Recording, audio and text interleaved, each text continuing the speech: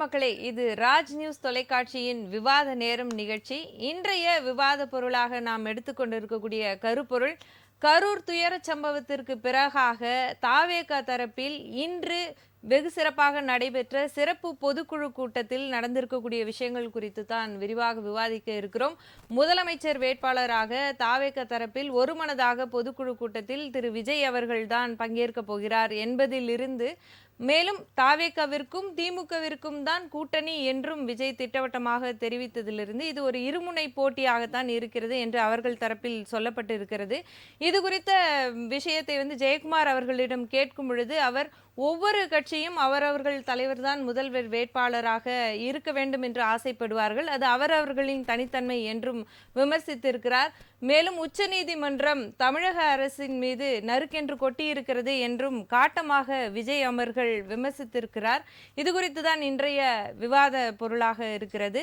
2026 தேர்தலில் திமுக தாவேக இடையேதான் போட்டி. அதிமுகவின் கூட்டணி அழைப்பை நிராகரித்த விஜய், முதலமைச்சரை முடிவு செய்வது மக்களே ஜெயக்குமார், சட்டமன்ற தேர்தலில் 4 முனை போட்டி உறுதியானது, கரூர் சம்பவத்தில் திமுக அரசை குற்றம் சுமத்தும் விஜய், இது குறித்து தான் இன்றைக்கு பேச இருக்கிறோம். இது குறித்து நம்மோடு நமது அரங்கத்தில் இணைந்திருக்கக்கூடிய சிறப்பு விருந்தினர்களை வரவேற்று நிகழ்ச்சியை தொடங்குவோம். முதலாவதாக வலதுசாரியாக வந்திருக்கக்கூடிய திரு வெங்கடேஷ் அவர்கள், வணக்கம் சார். அடுத்ததாக பத்திரிகையாளர் திரு கோவிந்தராஜ் அவர்கள், வணக்கம் சார். வணக்கம். அடுத்ததாக இணையம் வாயிலாக நம்மோடு இணைந்திருக்கக்கூடிய விஜய் ஆதரவாளர் திரு பம்மல் கந்தசாமி அவர்கள், வணக்கம் சார். வணக்கம் மேடம். அடுத்ததாக அரசியல் விமர்சகர் டாக்டர் பூபதி ஜான் அவர்கள், வணக்கம் சார். வணக்கம் சார். கந்தசாமி சார், முதல்ல உங்களுடைய கட்சிக்கு வாழ்த்துகள். சிறப்பு பொதுக்குழுவை கூட்டி 12 தீர்மானங்கள் ரொம்ப சிறப்பாக நிறைவேற்றி இருக்கிறீங்க. அதுக்கு முழுவதுமாக வாழ்த்துக்களை தெரிவித்துக் கொள்கிறோம். ஆனாலும் கூட மக்களை களத்தில் சந்திக்காது வரும் காலத்தில் ஹெலிகாப்டரில் இறங்கக்கூடிய ஒரு நபராக இருக்கக்கூடிய விஜய் எப்படி ஒரு முதலமைச்சராக 2026 வர முடியும் அப்படின்னு ஒரு விமர்சனங்கள் எழக்கூடிய விஷயத்தை பார்க்க முடியுது. இது நீங்க எப்படி பாக்குறீங்க மேடம்? இப்ப மக்களை களத்தில் சந்திக்காத இல்ல சந்திக்க முடியாத, இதுவே தவறான செய்தி. ஏன் அப்படின்னா, ஒரு காலத்துல பொதுக்கூட்டம் இல்ல ஸ்ட்ரீட் இல்ல கூட்டம் இதெல்லாம் நடக்கிறாங்க அப்படின்னா அந்த மக்கள்கிட்ட அப்படிதான் கொண்டு போய் சேர்க்கக்கூடிய ஒரு சூழல் இருந்தது. இன்னைக்கு டெக்னாலஜி எங்கேயோ வளர்ந்துருச்சு. நம்மளுடைய நிலைப்பாட்டையும் சரி இல்ல மக்களுடைய குறைகளை கேட்பதும் சரி டெக்னாலஜி மூலம் இன்னும் அருகாமையில அது போயிடுச்சு. அதன் மூலமா இன்னைக்கு டெக்னாலஜியை பயன்படுத்தி மக்கள்கிட்ட போய் சேர்க்கிற வேலையை தாவேகா சிறப்பாவே செஞ்சுக்கிட்டு இருக்கு. ஏன்னா எங்களுடைய விர்ச்சுவல் வாரியார்ஸ் தலைவர் அவர்கள் ஏதாச்சும் ஒரு சின்ன விஷயம் சொன்னாலோ இல்ல ட்வீட் போட்டாலோ சரி, அதை அடுத்த ஒரு அரை மணி நேரத்தில் மூளை முடுக்கலாம் உள்ள எல்லா மக்களுக்கும் கொண்டு போய் சேர்க்கிறாங்க. இன்னைக்கு போன் யூஸ் பண்ணாத விர்ச்சுவல் வாரியார்ஸ் மட்டும் எங்களுக்கு கிடையாது, களத்திலையும் எங்களுடைய மக்கள் ஸ்ட்ராங்கா இருக்காங்க. ஒரு சிறந்த ஆட்சியை களத்திலும் எங்களுடைய வாரியார்ஸ் ஸ்ட்ராங்கா இருக்காங்க, வாலண்டியர்ஸ் இருக்காங்க. ஒவ்வொரு பூத்லயும் 10 பேர் 20 பேர் இதுக்குன்னே ஒர்க் பண்ணிக்கிட்டு இருக்காங்க. தலைவர் என்ன சொல்றாரோ அதை கொண்டு போய் சேர்க்கிறதும் இல்ல மக்களுடைய குறைகள் என்னவோ அதை தலைவர்கிட்ட கொண்டு சேர்க்கிறது, இந்த வேலைகள் மிகச் சிறப்பாக நடைபெற்றுகிட்டு இருக்கு. இதை மீறி மக்களை நேர சந்திக்கிறதுக்கு உண்டான நடந்துகிட்டு தான் இருந்தது. பனையூர்லயே இருக்காருன்னு எல்லாருமே கிண்டல் பண்ணாங்க. இறங்கி வந்தோம், எல்லா மாவட்டத்துக்கும் போனோம். போகும்போது டிஃபிகல்ட்டி, அவ்வளவு கூட்டம் கூடும்போது இதுவரை உள்ள அரசியல்லையே எங்கேயுமே நடக்காத கூட்டங்கள் தானாக முன் தன்னெழுச்சியாக மக்கள் கூட்டம் கூடுவது, அதன் மூலம் சில அசம்பாவிதம் நடந்தது. இனிமேல் அந்த அசம்பாவிதம் நடக்காம எப்படி செய்யணுமோ அதை தானே நம்ம யோசிக்கணும். நம்ம அதுக்காக வீம்புக்கு நம்ம அதே வேலையை திருப்பி செஞ்சுக்கிட்டு இருக்க முடியாது. அப்போ மக்களும் கரூருக்கு அருகில் இருக்கக்கூடிய ஏதாவது ஒரு இடத்தை கூட தேர்ந்தெடுத்து கூட ஆறுதல் சொல்ல முடியாத அளவுக்கு தான் உங்க தலைவர் இருக்காரு. தலைவர் இருக்கிற இடத்துக்கு அவங்களை அலைக்கழிக்கிறாரு. இது திட்டமிட்டு பரப்புரை பண்ணப்படுகிறது. அதாவது பாதிக்கப்பட்ட மக்களுக்கு பிரச்சனை இல்ல எங்க சந்திக்கக்கூடிய தலைவருக்கு பிரச்சனை இல்ல, வெளியில இருந்து கருத்து சொல்லப்படுகிறதே தவிர அந்த பாதிக்கப்பட்ட மக்கள் இதை குறை கூறவில்லை. அதையும் மீறி இது டிஃபிகல்ட், அது பிராக்டிக்கலா அந்த இடத்துக்கு போகும்போது ஏற்படுற சூழ்நிலையை தவிர்க்கிறதுக்காக தான். அதையும் மீறி எவ்வளவோ முயற்சி பண்ணோம். நாங்க முயற்சி எல்லாம் பண்ணாம இல்ல, கரூருக்கு போக வேண்டிய எல்லா முயற்சியும் பண்ணி எல்லாம் தோல்வியில் முடிய போயுது. சரி, வேற வழியே இல்ல, அப்ப நம்ம நேர கூப்பிட்டு பார்த்து பேசிடலாம் அப்படின்னு அவர்களிடம் பேசி அவர்களின் முழு மனதோடு அவர்களை கூட்டு வந்தோம், அவங்க கிட்ட பேசணும், அவருடைய பிரச்சனைகளை புரிஞ்சுக்கிட்டோம், அவர்களுக்கு என்ன ஆறுதல் எங்களால செய்ய முடியும் அல்லது அவர்களுடைய வாழ்நாள்ல எவ்வளவு தூரம் நாங்கள் பயணிக்க முடியும் எல்லாத்தையும் பேசி அடுத்த நிலைக்கு அவர்களை கொண்டு போற எல்லா முடிவையும் தலைவர் அவர்கள் நேரடியாக உங்க எல்லாரையும் நாங்க பாத்துக்கிறோம்னு சொல்லி அந்த அவர்களுக்கும் எங்களுக்குமான உறவு சீராக உள்ளது. அதை நாங்கள் செய்து விட்டோம். வெளியில இருந்து பேசுறவங்க என்னன்னாலும் பேசிக்கிட்டு இருப்பாங்க, செஞ்சாலும் பேசுவாங்க, செய்யாட்டாலும் பேசுவாங்க, வரலன்னா ஏன் வரலன்னு பேசுவாங்க, வந்தா இவ்வளவு கூட்டம் வருது நீங்க ஏன் இப்படி வந்தீங்க, வேற வழி பார்க்க வேண்டியதானே அப்படின்னு சொல்லுவாங்க. அதனால இவங்க பேசுறதுக்காக எல்லாம் நம்ம செவி சாய்ச்சிக்கிட்டு இருக்க முடியாது. அதே நேரத்தில் மக்கள் துன்பப்படக்கூடாது. நீங்களும் அதே தானே சார் சொல்றீங்க, இடம் கொடுத்தா ஏன் குறுகலான இடம் கொடுத்தீங்கன்னு கேக்குறீங்க, குடுக்கலன்னா ஏன் இடம் குடுக்கலன்னு கேக்குறீங்க. ஆமாதானே, அவர்கள்ட்ட நாங்க 4 இடம் கேட்டோம், 4ல ஒரு இடம் கேட்டோம், அந்த இடத்தை அவர்கள் தரவில்லை. அப்ப இருக்கிறதுல தானே நம்ம வந்து பண்ண முடியும். 10 நாளைக்கு முன்னாடி நம்ம வந்து இடம் கேட்டா கூட கடைசி நிமிஷம் வரை அவர்கள் வந்து எந்த இடம்ங்கிறதே தர மறுக்கிறாங்கல்ல, கடைசி வரை இழுத்துக்கிட்டு போய் நீங்க ஒண்ணும் இல்ல எல்லா அப்படி உண்மையிலே மக்கள் மீது அக்கறை கொண்ட ஒரு கட்சியாக இருக்கக்கூடிய பட்சத்துல பதில் சொல்லுங்க. ஒரே ஒரு நிமிஷம் சொல்லுங்க சொல்லுங்க.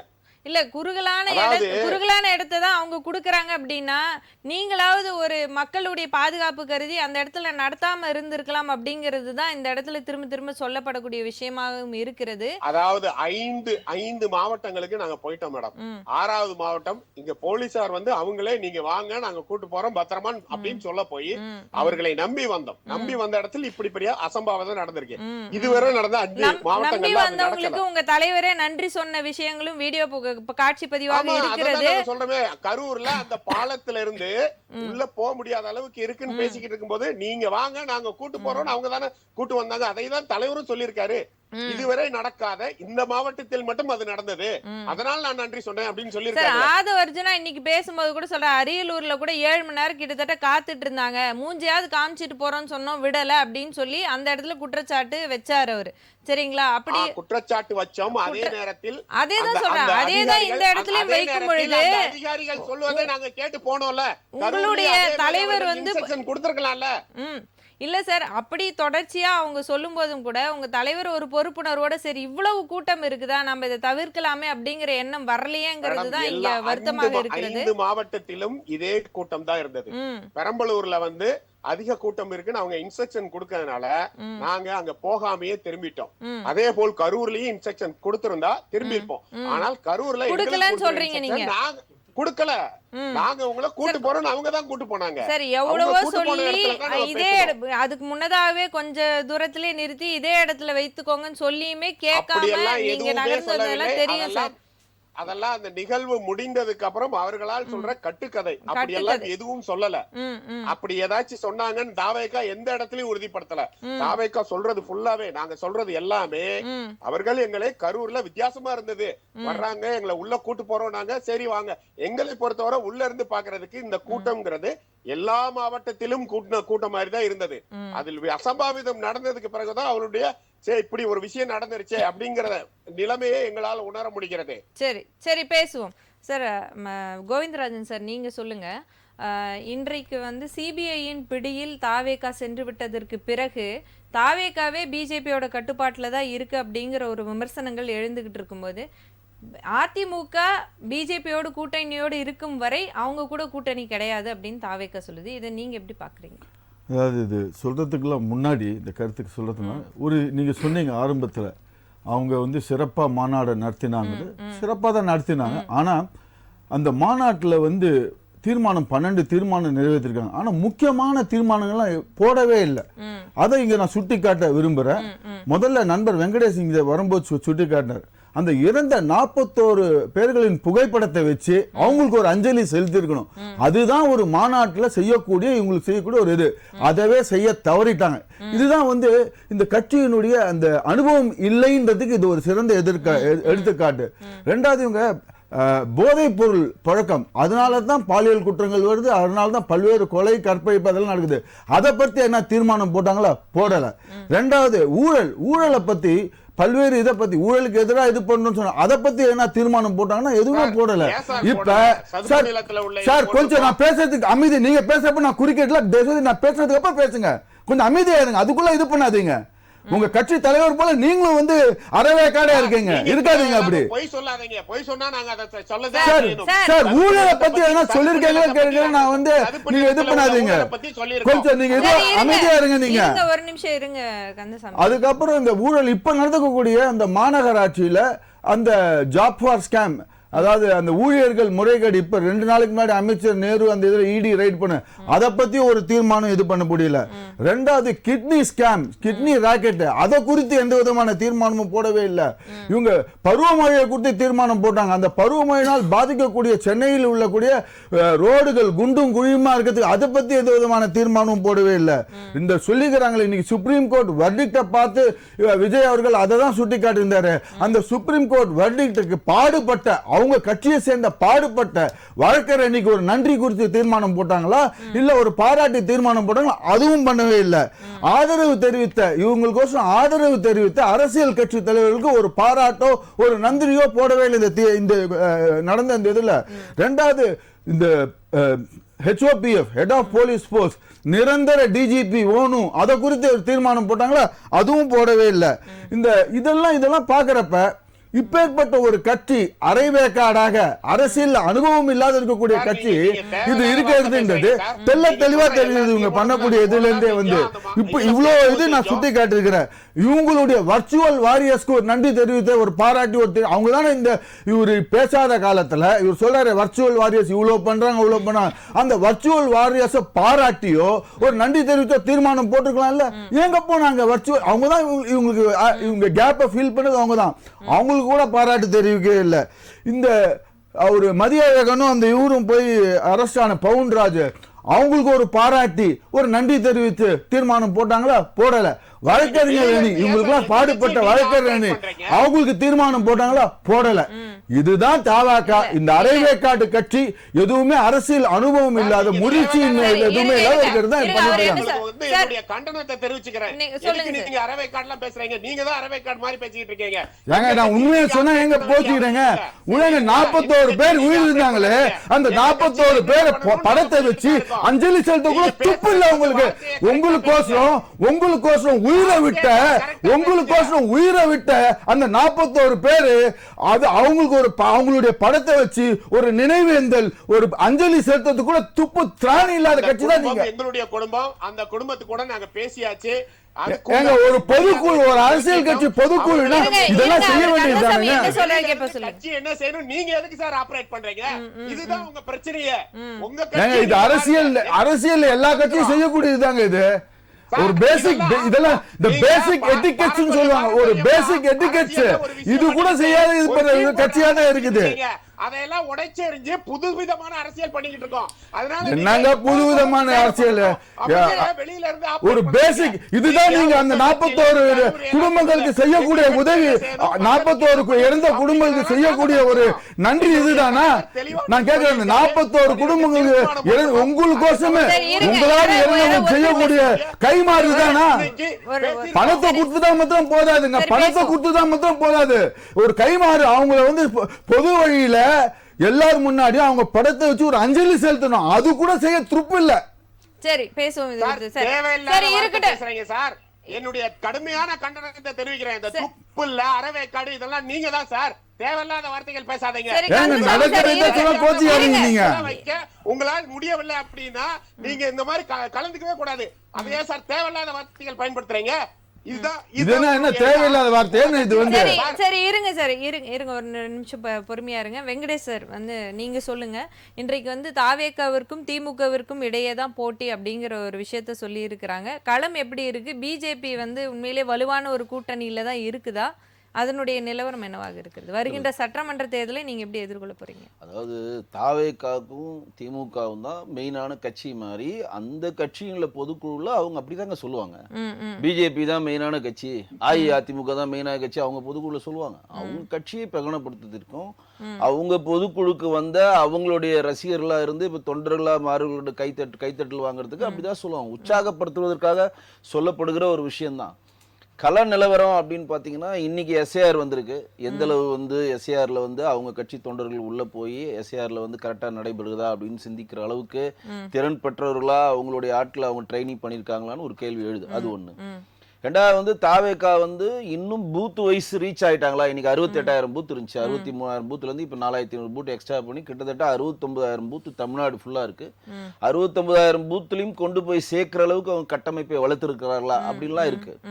ரெண்டாவது வந்து நாங்க வந்து பூத் சம்பந்தப்பட்ட மெம்பர்ஸ் எல்லாருமே ஃபுல்லா இருக்கிறாங்க அப்படின்னு இன்னைக்கு நாங்களும் தான் சொல்றோம், எல்லாமே இருக்கணும், எல்லாம் சொல்லிக்கிறது தான், எல்லாமே சொல்லிக்கிறது தான். நான் வந்து அவங்களுடைய பொதுக்குழுல வந்து ஒரே ஒரு எதிர்பார்ப்பு மட்டும் நான் எதிர்பார்த்தேன். என்ன அப்படின்னா, அவர்கள் வந்து இடிஞ்சு போன ஒரு நிலைமையில் இருக்கிறப்ப அரசியல்ல அடுத்த கட்டத்துக்கு என்ன செய்யணும்னு தெரியாம திக்கற்று போன நிலைமையில் இருக்கிறப்ப நாங்கள் இருக்கிறோம் அப்படின்னு சொல்லி ஒரு ஆதரவு குரலாக பல கட்சிகள் வந்து அவர்களுக்கு ஆதரவா உள்ள வரல. திமுக வந்து எப்படி இவர்களுக்கு எதிராக செயல்பட்டது அப்படின்றத பொது வழியில வச்சோம். நாங்க வந்து பாஜகவை சேர்ந்தவங்க யாரும் விஜயை போய் ஆதரிச்செல்லாம் பேசல. ஆனால் திமுக அந்த விஷயத்தை எப்படி தனக்கு சாதகமாக பயன்படுத்தி கொண்டதுன்றத பொது வழியில கொண்டு போய் ரீச் பண்ணோம். பிஜேபி ரீச் பண்ணிச்சு, ஏடிஎம்கே ரீச் பண்ணிச்சு. அது வந்து பிஜேபியும் ஏடிஎம்கேயும் தேசிய ஜனநாயக கூட்டணின்றதை மென்ஷன் பண்ணாம நாங்கள் வந்து ஒரு கலங்கிருந்த நேரத்துல, திக்கற்று இருந்த நேரத்துல எங்களுக்கு வந்து ஒரு விதமான ஒரு மாரல் சப்போர்ட் கொடுத்த கட்சிகளை நாங்க வந்து வணங்குறோம், நாங்க வந்து நன்றி கடன் பட்டிருக்கோம்னு சொல்லியிருக்கணும். ஏன் அப்படின்னா, அரசியல்ன்றது நீங்க ஒரு புதுசா வந்திருக்கீங்க, உங்களை கார்னர் பண்ணி திமுக அடின்னு அடிக்கிறாங்க. கார்னர் பண்ணி நீங்க செய்யற எல்லா விஷயத்தையும் அரசியல் ரீதியா உங்க பலவீனப்படுத்திக்கிட்டே இருக்கிறப்ப உங்களுக்கு வந்து எதிர்த்து அடிக்கிறதுக்கான துணிச்சல் இருந்தும் நீங்க செயலற்ற தனம் அளவா நீங்க போய் மாட்டிக்கிட்டீங்க. நீங்க போய் அப்படி உதவி பண்ண வேண்டிய அவசியம் என்ன இருக்கு? உதவி நாங்க பண்ணல, நல்லா கேட்டுங்க, நல்லா புரிஞ்சுங்க. நாங்கள் வந்து தாவேக்காக போய் உதவி பண்ணல. திமுக எப்படி தாவேக்காவோட இன்சிடென்ட்டை யூஸ் பண்றது பொது வழியில தோல் உரிச்சு காட்டுறோம், அவ்வளவுதான். நாங்க தாவேக்காக போய் விஜய் சார் நின்று போய் நாங்க உதவி செய்யறோம்லாம் சொல்லல. விஜய் வந்து கார்னர் எப்படி செய்யப்படுகிறார் அப்படின்றத ஏடிஎம்கே சேர்ந்தது, பிஜேபி சேர்ந்த தேசிய ஜனநாயக கூட்டணி கட்சியினுடைய தலைவர் பொது வழியில வைக்கிறாங்க, காவல்துறையிட்ட வைக்கிறாங்க, சிபிஐ வைக்கிறாங்க, உச்சநீதிமன்றத்தில் வைக்கிறாங்க, வழக்குகள் வைக்கிறாங்க. இது வந்து ஒரு தார்மீக அடிப்படையில தனக்கு ஒரு இன்சிடென்ட் நடந்ததை தனக்கு அரசியலுக்காக சாதகமா பயன்படுத்துகிற திமுக எப்படி வந்து இந்த விஷயத்தை பயன்படுத்துகிறது அப்படின்றத கொண்டு போய் சேர்க்கணும் அப்படின்றத நாங்க ஹெல்ப் பண்ணோம். தாவேகா கூட்டணிக்குள்ள வாங்க யாரும் சொல்ல, தாவேகா கூட்டணி உள்ள போங்க சொல்ல. தேசிய ஜனநாயக கூட்டணியுடைய ஒரே பணி திமுகவை எதிர்க்கிற எந்த கட்சியும் தாவேகா உட்பட, நாம் தமிழர் உட்பட, ஓபிஎஸ் உட்பட, தினகரன் உட்பட யார் யார் திமுக ஆட்சியை களைய வேண்டும் நினைக்கிறாங்களோ அவங்க தேசிய ஜனநாயக கூட்டணிக்கு வாங்கலாம், வரலாம், எந்த இதுவும் கிடையாது. அந்த தேசிய ஜனநாயக கூட்டணிக்கு தமிழ்நாட்டுல எடப்பாடி பழனிசாமி அவர் தான் தலைமை தாங்குறாரு. தாவேகா உள்ள வருதோ வெளியே போதோ வரியோ வரலையோன்றதோ அவங்க டிசைடிங் அத்தாரிட்டின்றத மாண்புமிகு உள்துறை அமைச்சர் தெளிவா சொல்லிட்டார், அமித்ஷா அவர்கள் தெளிவா சொல்லிட்டார். அப்ப நாங்க கேட்கறது என்ன, நீங்கள் வந்து ஒரு குழப்பமான இடையில, ஏன்னா இப்ப அரசியல் புதுசா வந்திருக்காங்க, யாருமே எதிர்பார்க்க முடியாம, யாருமே வந்து அசீம் பண்ண முடியாம ஒரு சம்பவம் திடீர்னு அப்படி கண்ணிமைக்க நேரத்தில் 41 பேர் இறந்துட்டாங்க. அதை திமுக எப்படி தோல் உரிச்சு காட்டுச்சு, இன்னைக்கு அதெல்லாம் பொது வழியில பொதுக்குள்ள வைக்கணும். ஏன் ஆதவர்ஜுனாவும் புசி ஆனந்த் அவர்களும் மாண்புமிகு நம்ம விஜய் சார் அவர்களும் பொதுக்குழுல ஏன் வந்து அவசரமா 40 பேருக்கு நைட்டு 1 மணிக்குள்ள உடல் கூறாய்வு பண்ணீங்க, ஏன் அவசரமா விடிகால 4 மணிக்கு எரிச்சிங்க, ஏன் அவசரமா விடிகால 7 மணிக்கு எதுவுமே 10 லட்சம் ரூபாய் செக்க கொடுத்தீங்க, ஏன் அவசரமா உடனே தனிநபர் ஆணையத்தை அமைச்சிங்கன்றத இதை வெட்ட வெளியா பொதுக்குள்ள அவங்க தொண்டர்கிட்ட கொண்டு போய் சேர்த்தாதான் அந்த தொண்டர்கள் பொது வெளியில எடுத்துட்டு போய் திமுக எப்படி உங்களை கார்னர் பண்ணிச்சுன்னு மக்களிடம் கொண்டு போய் சேர்ப்பாங்க. அதை வந்து இன்னும் அழுத்தம் திருத்தமாக இருங்க சார் இருங்க சொல்ற கேளு, நீங்க நான் அவர் பேசுனது கேட்டேன் சார் பொறுங்க எங்களுக்கு ஆதரவு கொடுத்த அனைத்து அரசியல் கட்சிக்கும் நன்றி சொல்லியிருக்காரு சார். தீர்மானம் வேற நன்றி வேற சார், தீர்மானம் வேற நன்றி வேற. தாவேகா கட்சி ஒன்று வெளியில இருக்குதுன்னா அதுக்கு வெளியில இருந்து ஆதரவு கொடுத்த பல கட்சிகளுடைய ஊக்குவிப்பு காரணம்ன்றத நீங்க தயவு செய்து புரிஞ்சுக்கணும். இந்த கட்சின்னு சொல்ல, அது தீர்மானமா போடணும். அது வந்து போடலன்றத உங்க கட்சியோட தனிப்பட்ட பிரச்சனை, அது உள்ள வரல. ஆனா இந்த 41 பேர் இறந்ததுக்கான இன்சிடென்ட்ட பொதுக்குழுல ஒரு மணி நேரம் விவாதித்திருக்கணும். 1 மணி நேரம் திமுகவுடைய சார் இடையில பேசுறீங்க சார் பேசாதீங்க சார், நான் பேசாதீங்க சார், நான் பேசி பேசுங்க சார். நன்றி தெரிவிப்பது வேறு, நான் சொல்றத உள்வாங்குங்க. உங்களுக்கு கருத்து இருந்தா தனியா போய் பேசுங்க, நான் சொல்றத உள்வாங்குங்க. 1 மணி நேரத்துல இருந்து 2 மணி நேரம் 41 பேர் இருந்ததுக்கான இன்சிடென்ட் என்று தனியா டைம் ஒதுக்கி திமுகவை தோல் உரிச்சிருக்கணும். சும்மா அப்படி போக நான் கண்டனம் தெரிவிக்கிறேன், நீங்க வந்து நெல் பயிருக்கு வந்து இது பண்ணல கண்டனம் தெரிவிக்கிறேன், நீங்க வந்து இதுக்கு வந்து ராம்சாருக்கு கண்டனம் தெரிவிக்கிறேன். சார் சார் சார் நீங்க ஏன் அவ்வளவு டென்ஷன் ஆகி தெரியல, புதுசா பேச வரீங்களா? புதுசா பேச வரீங்களா சார்? இடைமறிக்காதீங்க இடைமறிக்காதீங்க இடைமறிக்காதீங்க இடைமறிக்காதீங்க. நீங்க முழுமையா கேளுங்க சார், நீங்க சொன்ன எல்லா இடத்துல இருக்கு. நான் சொல்றது உங்களுக்கு புரியவே இல்ல சார். நான் சொல்றத நீங்க முழுமையா கேளுங்க சார். நான் சொல்றத கொஞ்சம் பொறுமையா இருங்க, எழுதி வச்சுக்கோங்க பேப்பர்ல. நான் சொன்னது பதில் சொல்லுங்க. பொதுக்குழு 6 மணி நேரம் நடந்துச்சுன்னு வச்சுக்கோங்க. இந்த பொதுக்குழு 6 மணி நேரத்துல 2 மணி நேரம் கரூர் மட்டும் தான் நீங்க பேசியிருக்கணும். கரூர் சம்பந்தப்பட்ட விஷயத்தில் அங்க பாதிக்கப்பட்ட மதியழகன் மாவட்ட செயலருக்கு அரெஸ்ட் பண்ணாங்களே, அவரை பேச வச்சிருக்கணும். ஏற்கனவே அந்த நாமக்கல்ல ஒருத்தரை வந்து பொது சொத்தை சேலம் வச்சாருன்னு சொல்லி அரெஸ்ட் பண்ணி உள்ள போய் ஜாமீன் வாங்கினாரு பாருங்க. அவரை வந்து அவருக்கு ஜெயிலில் ஏற்பட்ட அனுபவங்கள் என்னென்ன மாதிரி திமுக ஆட்சி உங்களை கார்னர் பண்றத பொது இல்ல சொல்லிருக்கணும். ரெண்டாவது, அங்க பப்ளிக் வந்து இவங்க சொல்றாங்க பாரு, தாவேகா தொண்டர் எல்லாம் பப்ளிக் சொத்தை வந்து சூறையாடிட்டாங்க, பப்ளிக் வந்து இது பண்ணிட்டாங்க அது பண்ணிட்டாங்கன்றத. பப்ளிக் சொத்தை நாங்க எதுவுமே சூறையாடல, நாங்க வந்து முறைப்படி ரொம்ப டிஃபைன் தான் நின்னோம் அப்படின்றத அங்க இருக்கக்கூடிய பப்ளிக் கிட்ட பைட் வாங்கி அது நீங்க ஒளிபரப்பு பண்ணிருக்கணும். அப்ப திமுகவுக்கு உங்களை பிடிச்சி கார்னர் பண்ணி பிச்சு பிச்சு போட்டாங்க. உங்களுக்கு பொதுக்குழுன்னு ஒரு ஹாட் கேக் கிடைக்கிறப்ப திமுக நீ மேலோட்டமா தட்டி விட்டு போயிடுவீங்களா? சும்மா கைத்தட்டலுக்காக நாங்க திமுக எதிர்க்கிறோம், நாங்க தான் ஆட்சிக்கு வருவோம், நாங்க தான் அதை பண்ணுவோம், அது கிடையாது. திமுக உங்களை வரிசை கட்டி இருக்கிற வேலையெல்லாம் விட்டுட்டு வச்சு செஞ்சிருக்கப்ப உங்களுக்கு பொதுக்குழுல நீங்க 6 மணி நேரம் பொதுக்குழு எடுத்துனா 3 மணி நேரம் கரூர் மேட்டர் தான் பேசியிருக்கணும். ஏன்னா கரூரில் நீங்க எப்படி பாதிக்கப்பட்டீங்க, உங்க 41 குடும்பத்தை அவங்க எப்படி அலக்களிச்சாங்க, எப்படி அவர்கள் இறந்தாங்க, மறுகுறா எப்படி பண்ணாங்க, கோர்ட்ல கேஸ் இருக்கு, சிபிஐ இருக்குன்றது ஓகே.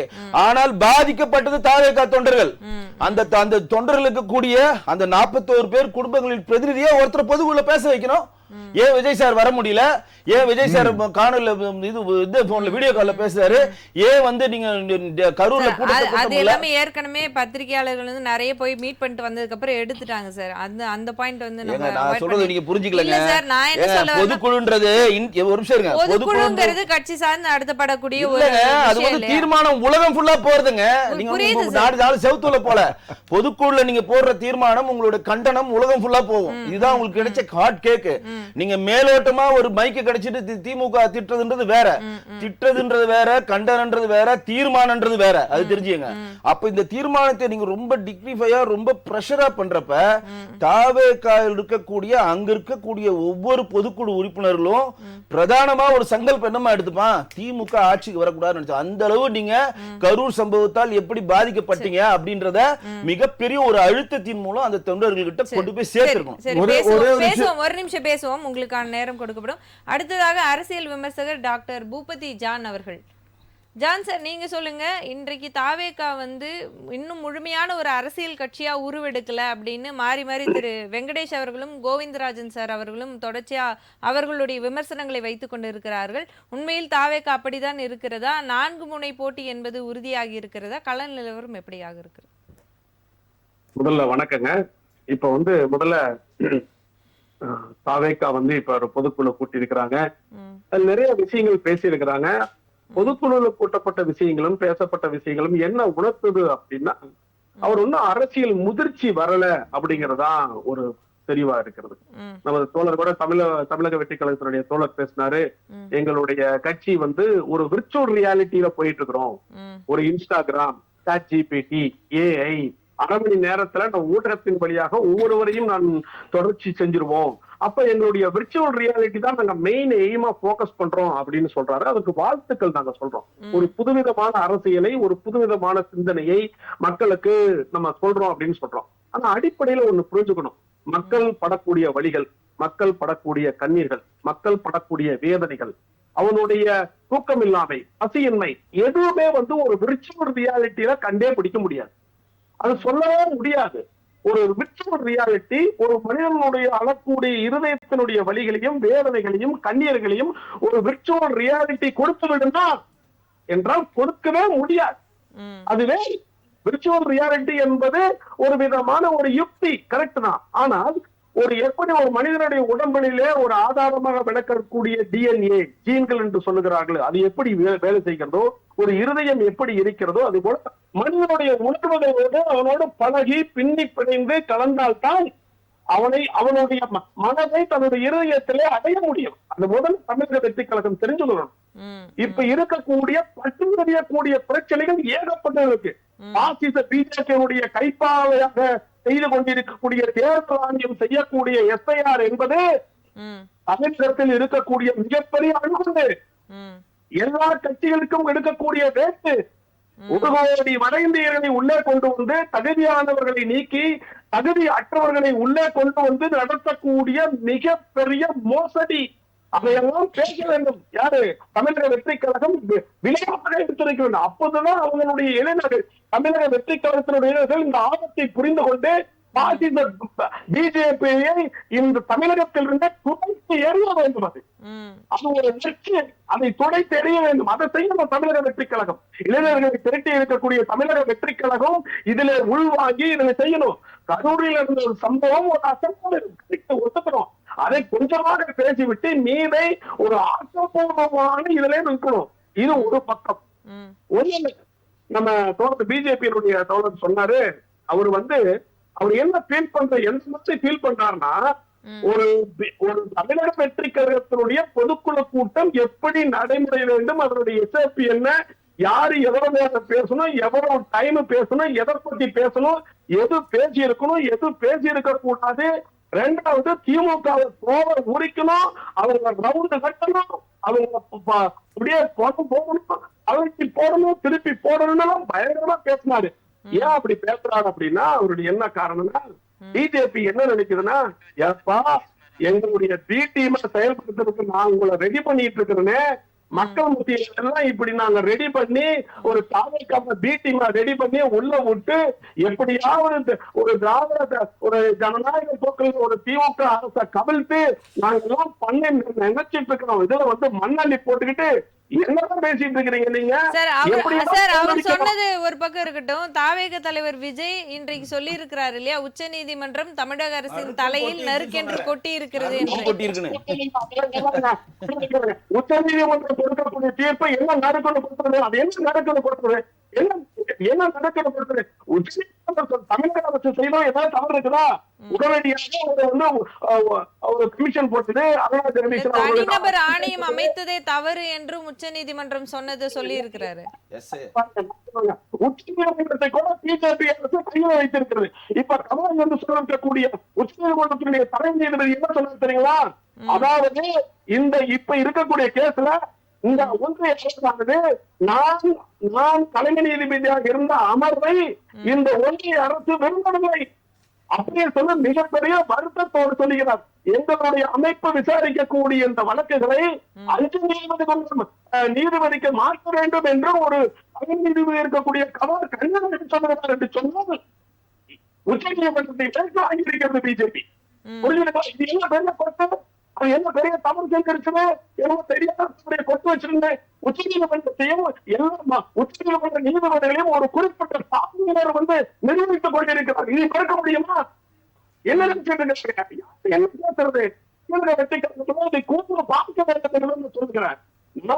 நான் ஒரு விஜயன் மேல மாறுபட்ட கருத்துக்கள் இருந்தாலும் ஒரு பாசிச அரசியலுடைய நோக்கம் என்ன தெரியுமா, அவங்களுடைய பிடிமா செயல்பட்டு இந்த டிஎம்கே கவர்மெண்ட் அதை தலைக்கு வைக்கணும், அது சொல்லணும், அதை கீழே தள்ளிடணும், என்ன விலை கொடுத்தா வாங்கணும்னு சொல்றாங்க. இப்ப ராகுல் காந்தி ஹரியானா நடத்தக்கூடிய தேர்தல்ல எவ்வளவு முறைகேடு நடந்திருக்கு, லட்சக்கணக்கான வாக்காளர்கள் அவங்க சேர்த்திருக்கிறது என்று சொல்லக்கூடிய ஒரு இதை போட்டு இதை மறுப்பு தெரிவிக்கணும். ஒரே ஒரு கேள்வி கேட்கறேங்க, ஒரே ஒரு கேள்வி. ஏன்னா 6 கோடி மக்கள் வாக்காளர்களை போய் சந்திச்சு அவங்களுக்கு பேப்பரை கொடுத்து அவங்களுடைய டீடைல்ஸ் எல்லாம் வாங்கி இல்லைன்னா அவங்களுடைய பர்த் சர்டிபிகேட் எல்லா சர்டிபிகேட் வாங்கி கொண்டு போய் கொடுத்து தேர்தல் பண்ணி 1 மாசத்துல முடியுங்களா? நான் கேட்கிறேன், ஒரே 1 மாசத்துல முடியும்? 4-5 நாள் ஆகுது நம்மளுக்கு கஷ்டம். நம்ம இருக்கக்கூடிய வேலை காலையில எந்திரிச்சு சாயந்தரம் போய் வேலை வந்தன தூக்கம் ஒரே டிராபிக் அது இது எவ்வளவு கஷ்டம். அவ்வளவு கஷ்டத்துல டெலிபோன் பில்லு கட்டக்கே 4 நாள் ஆகும் போது தலைவரை நிர்ணயிக்கக்கூடிய ஒரு தேர்தல் முறையை 1 மாசத்துக்குள்ள 6 கோடி வாக்காளர்களை போய் சந்திச்சு செய்ய முடியுங்களா? என்ன நினைச்சிட்டு தேர்தல் ஆணையம் அதை எதிர்க்க தொப்பு, அதை எதிர்த்து துணிவதனால இந்த தமிழக வெற்றி கழகம் அதை பத்தி இந்த பொதுக்குழு கூட்டத்தில் விளம்பரம் பேசாம காரியங்களே பேசி சும்மா துப்பு இல்ல தெரியும் இல்ல அதெல்லாம் இல்ல தேவையான எல்லா நாங்க பதிவு செஞ்சுக்கிட்டே தான் இருக்கோம். கொஞ்சம் இருங்கடா, கொஞ்சம் இருங்க. நான் ஒரு சொன்னீங்க. உண்மையை கவனிங்க. என்ன சொல்றது கவனிங்க. சரிங்க சார், தொடர்ந்து பேசுவோம். சார் வெங்கடேஷ் சார், நீங்க சொல்லுங்க. திரு பூபதி ஜான் அவர்கள் சொல்லும் பொழுது எஸ்ஐஆர் பற்றிய மிக நீண்ட ஒரு குற்றப்பத்திரிகையை வந்து சொல்லி இருக்கிறார். இது பீகாரை தொடர்ந்து தமிழகத்துல அடுத்தடுத்த மாநிலங்களையும் நடைபெற போகதான் போகுது. இது குறித்து இதுல நிறைய விமர்சனங்கள் எதிர்கட்சிகள் தொடர்ச்சியா வைத்துட்டு இருக்கும்போது இது ஒரு மாதத்துல சாத்தியப்படக்கூடிய விஷயமே இல்லை அப்படின்னு சொல்லும் பொழுது இதை ஏன் தொடர்ச்சியா பிஜேபி செய்துட்டே இருக்கு?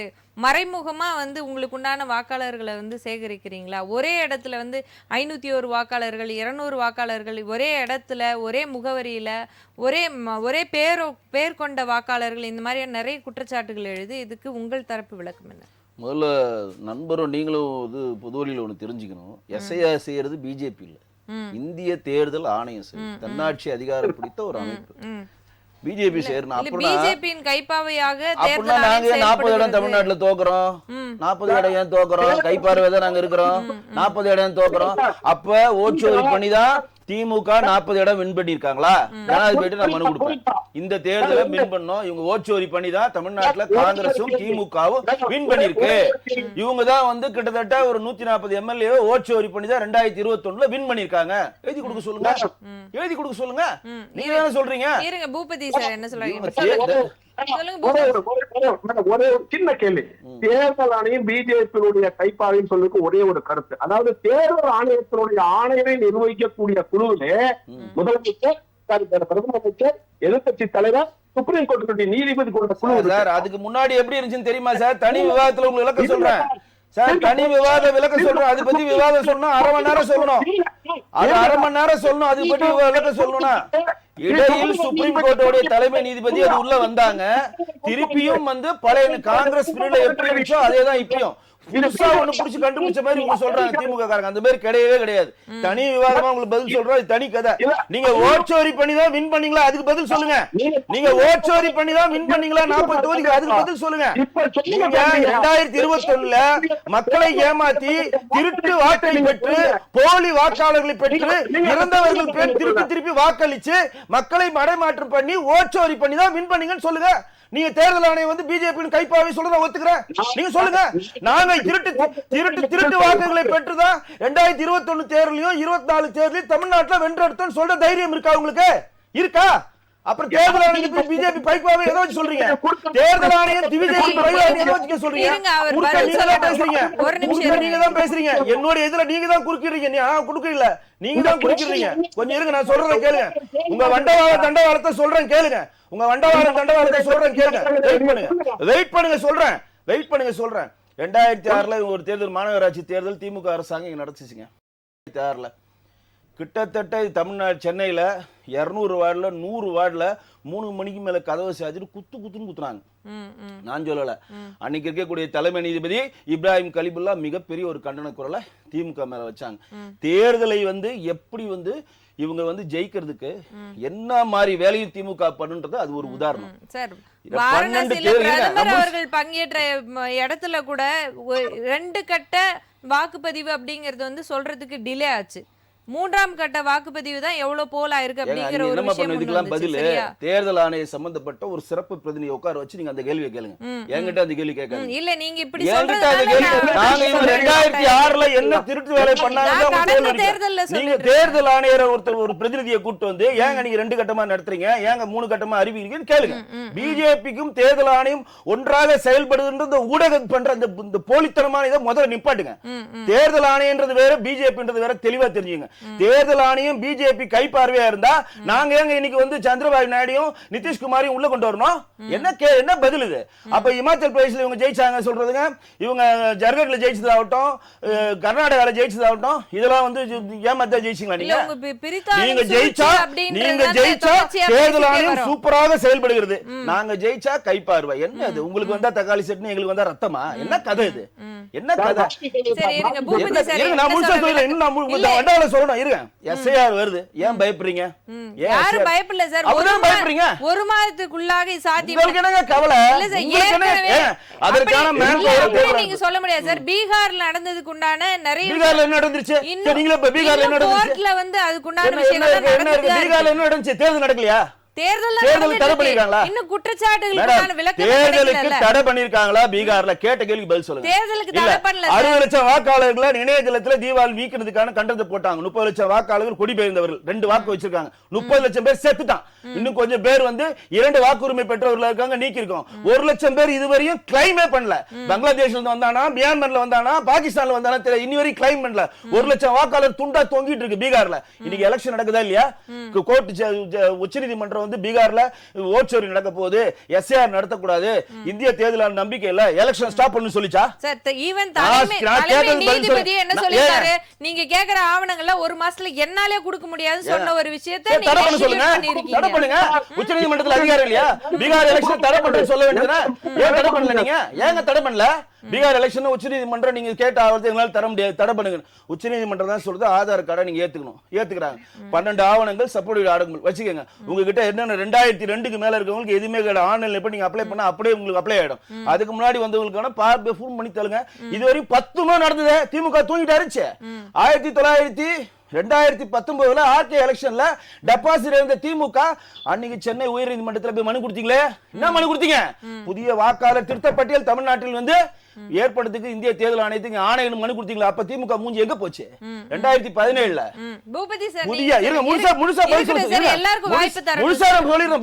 2017ல தமிழ்நாட்டில் இருக்கக்கூடிய தேர்தல் ஆணையத்தை போய் மனு கொடுத்தது திமுக. என்னமா கொடுத்தது? புதிய வாக்காளர் திருத்த பட்டியல் நீங்க மேற்கொள்ளணும், தேர்தல் ஆணையம் ஆவணம் பண்ணிச்சு. அப்ப திமுக இது பத்தி தெரியலையா? அப்ப என்ன கதை சொல்றீங்க? பூபதி சார், இதற்கு உங்களுக்கு உண்டான விளக்கத்தை சொல்லுங்க. திமுக இதே விஷயத்தை தான் கேட்டிருக்கு முந்தைய காலங்கள்ல அப்படின்னு சொல்லி விமர்சிக்கிறாரு. சொல்ற கேளுங்க. உச்சநீதிமன்றம் பல்வேறு விசாரணைக்கு பிறகு, டெலிபரேஷனுக்கு பிறகு ஆதார் கார்டை சேர்த்துக் கொள்ள வேண்டும் என்று சொல்லியது. நான் ஒரே ஒரு கேள்வி கேட்கிறேன். பாஸ்போர்ட் வாங்க ஆதார் கார்டு வேணும், ரேஷன் கார்டு வாங்கணும்னா ஆதார் கார்டு. 2019ல ஏன் அப்ளை பண்ணீங்க? பதில் சொல்லுங்க. அத விட்டீங்க. பாப்பா பாஸ்போர்ட் ஆதார் கார்டு போய்ட்டீங்க. இருங்க சார், அவர் விளக்கம் கொடுங்க. கேட்ட கேள்விக்கு நேரடியான பதில் வேணும் மேடம். 2019ல திமுக போய் சென்னை உயர்நீதிமன்றத்துல வழக்கு தொடர்ந்துச்சா இல்லையா? அதுக்கு பதில் சொல்லுங்க. நீங்க ஆதார் கார்டு வேணும், பணம் டாக்குமெண்ட் வேணும், பாஸ்போர்ட் வேணும், டிரைவிங் லைசென்ஸ் வேணும். இது சாமானியனுக்கு தெரியும் மேடம். நீங்க கேட்ட கேள்விக்கு நேரடியா பதில் சொல்லுங்க. நான் கேட்ட கேள்விக்கு பதில் சொல்லுங்க. திமுக எஸ்ஐஆர் திமுக இருக்குது. ஏன் 2019ல எஸ்ஐஆர் வேணும் திமுக கேட்சி பதில் சொல்லுங்க. நீங்க எதுக்கு பாஸ்போர்ட் கதையை போட்டீங்க மேடம்? சார் கம்மி டைம், பதில் நேரடியா சொல்லுங்க. நீங்க 12 ஆவணங்களை ஆவணப்படுத்த டைம் கிடையாது.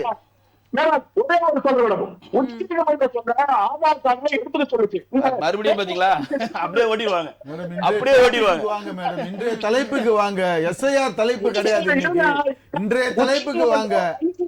இல்ல நீங்க பாருங்க மேடம், இது எப்படி பேச முடியும்? முதல்ல சேர்ப்பதற்கு தேர்தல் ஆணையம் 12ஆவதா சொல்லிருக்கா? அது சரியா கிளியராவே சொல்லல. என்ன சொல்றதுன்னா,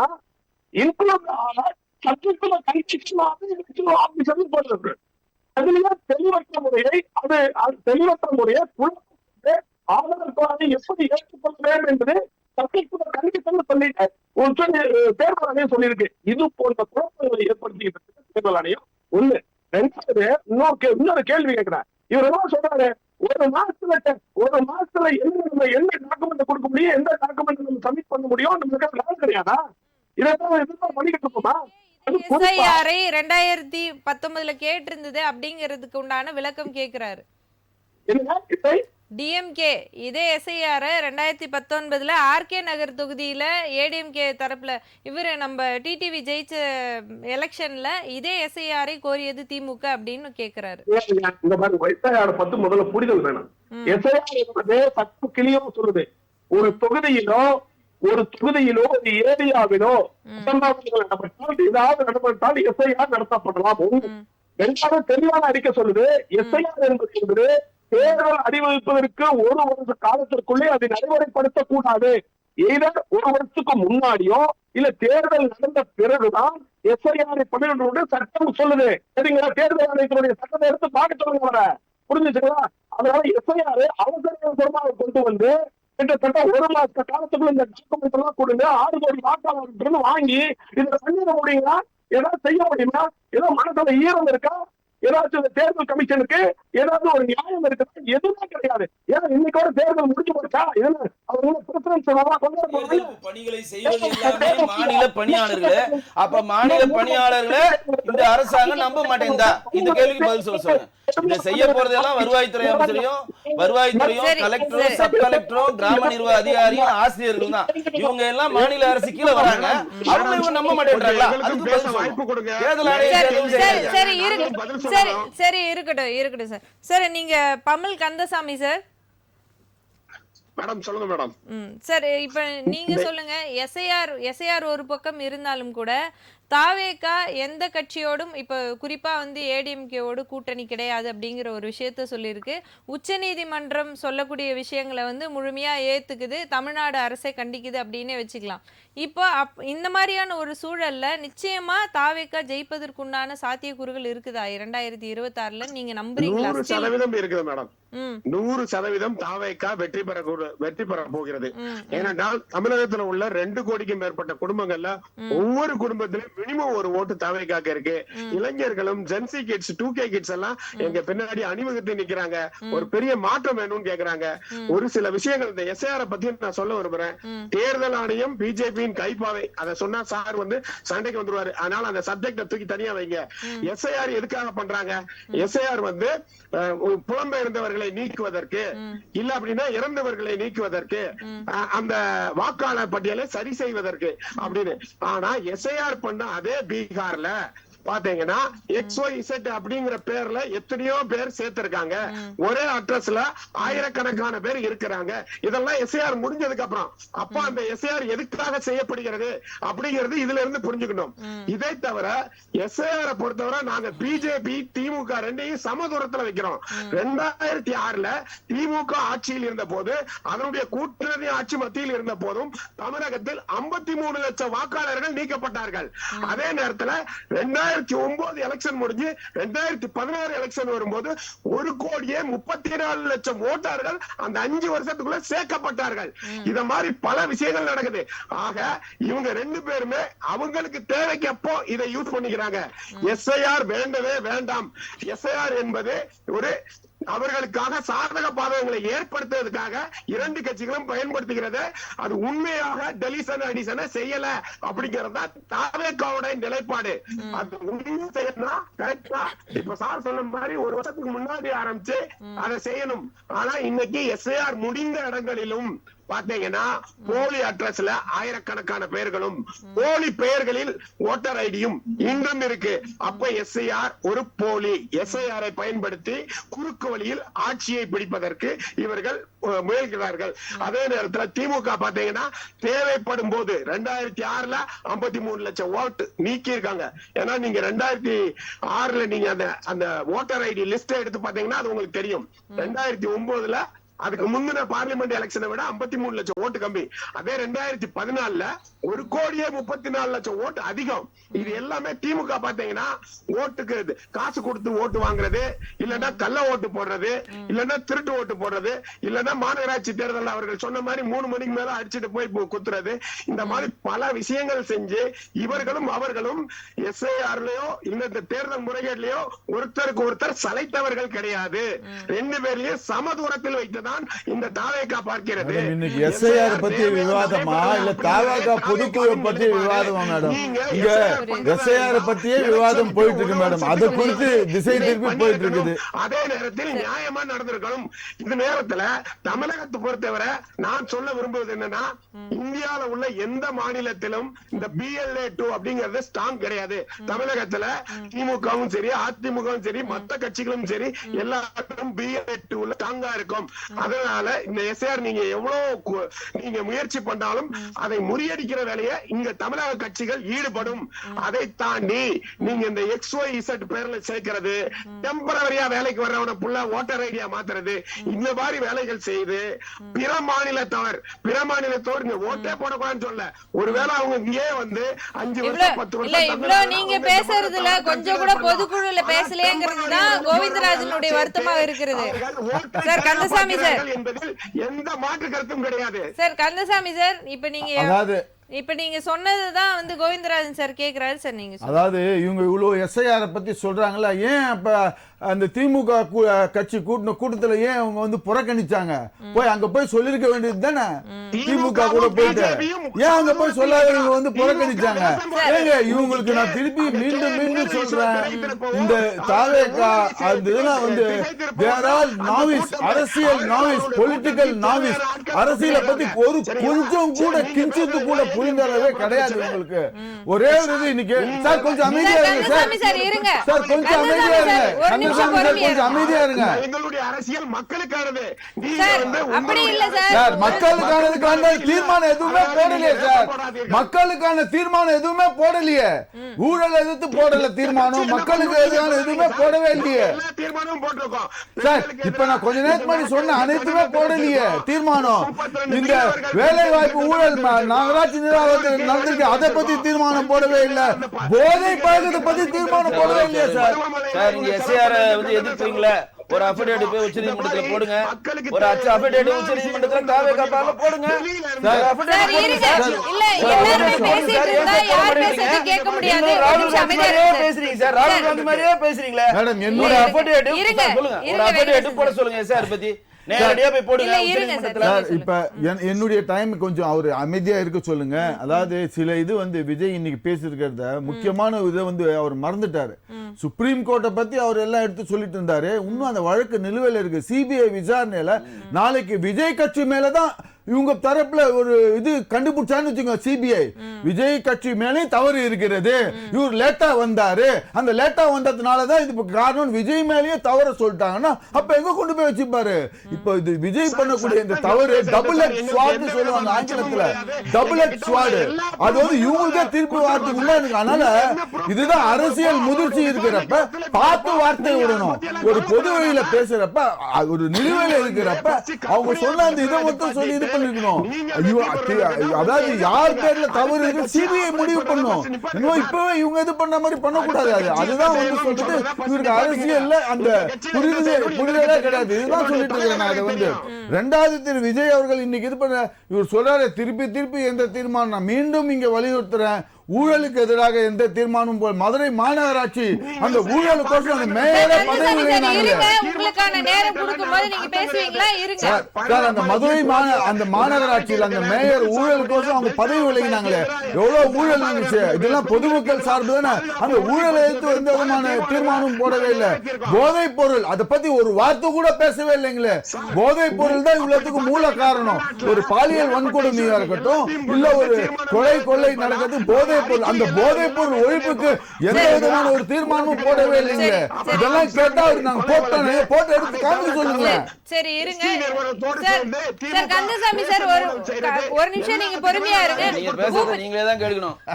பூபதி சார் உங்களுடைய நிறைவான கருத்து நீங்க சொல்லலாம். மேடம் ஒன்னே ஒரு சொல்றேன் மேடம். அதாவது வந்து தமிழக வெற்றி கழகம் வந்து இன்னும் வந்து விஜய் அவர்கள் அரசியல் முதிர்ச்சி இல்லாமல் தான் பேசிக் கொண்டிருக்கிறார்கள். திரும்ப மீண்டும் சொல்றேன், எங்களுக்கும் தமாகவுக்கும் திமுகவுக்கும் தான் போட்டின்னு எல்லா மீட்டிங்லயும் சொல்லிட்டாருல்ல.